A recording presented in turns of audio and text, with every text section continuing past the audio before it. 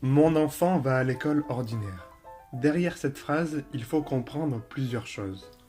L'enfant en situation de handicap, ou plus précisément un besoin éducatif particulier lorsque l'on parle du milieu scolaire, est accompagné à l'école par une AVS, une assistante à la vie scolaire, qui l'aide à prendre des notes à l'école et qui est une passerelle entre l'enfant et son enseignant.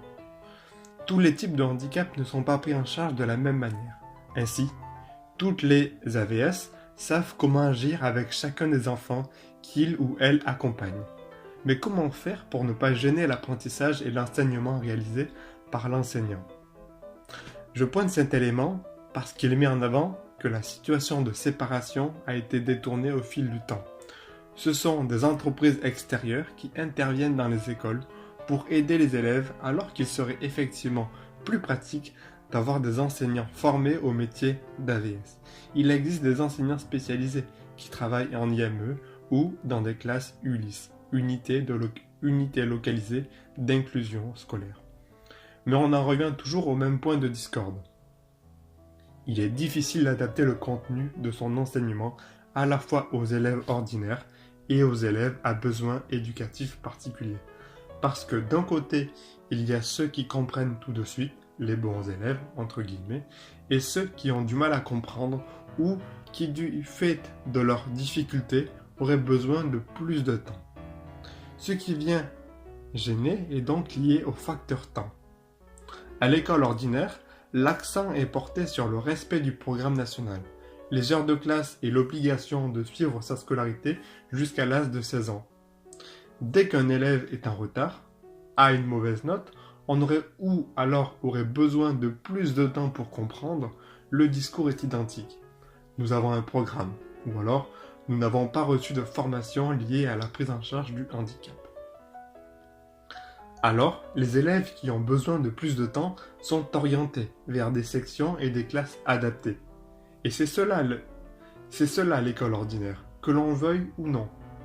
Nous parlons de classe, de cours, d'évaluation, mais également de décrochage scolaire et d'échec scolaire. Les meilleurs élèves passeront dans des classes supérieures, alors que les moins bons redoubleront ou iront dans des milieux adaptés qui sont parfois connotés négativement. Je prends l'exemple des SECPA. Pourquoi n'ont-ils pas le temps d'expliquer à chaque élève d'une manière individuelle le cours qu'ils font? Parce qu'il y a un programme. Comment évalue-t-on les compétences des élèves? Ce sont les savoirs et les connaissances que l'on évalue. Ceux qui ont des facilités d'apprentissage scolaire sont donc favorisés par rapport aux autres élèves. Ils sont dans la même classe, ce qui a tendance à accentuer cette séparation et à ne pas favoriser la coopération, parce que ce n'est pas ce qui est encouragé. La transmission des connaissances et des compétences est à la base même du bon fonctionnement de notre société. Mais alors que les technologies évoluent autour de nous, le mode de transmission, lui, n'évolue pas. Chaque enfant a son propre rythme de travail. Il est donc important de lui laisser le temps de comprendre pour que les connaissances qu'il veut acquérir lui soient utiles. Il n'a vraiment pas besoin d'un enseignant dans une classe en situation de stress et de compétition avec les autres élèves. Il a besoin de calme, d'un guide dans ses réflexions et ses connaissances. Finalement, il a besoin d'un tuteur plutôt que d'un sage qui aurait alors acquis toutes les connaissances. Favoriser l'autonomie, c'est aussi favoriser la réflexion, la créativité. Il est peu probable qu'il en ait l'occasion dans une salle de classe en face d'un enseignant. L'enfant sait alors que le moindre écart par rapport aux autres va entraîner des sanctions. S'il montre qu'il en sait plus que l'enseignant, il devra se brider. Il sera frustré. S'il montre qu'il ne comprend pas, il sera sanctionné par une mauvaise note qu'il devra justifier auprès de ses parents. C'est cela l'école ordinaire. Alors, il y a du décrochage parce qu'il n'y a pas d'intérêt à l'école. L'enfant devra se forcer à rentrer dans le moule de l'élève et pas forcément de l'apprenant. À vous de voir ce que vous voulez, l'obéissance ou la créativité. C'était Jérôme et je vous souhaite à toutes et à tous une bonne journée.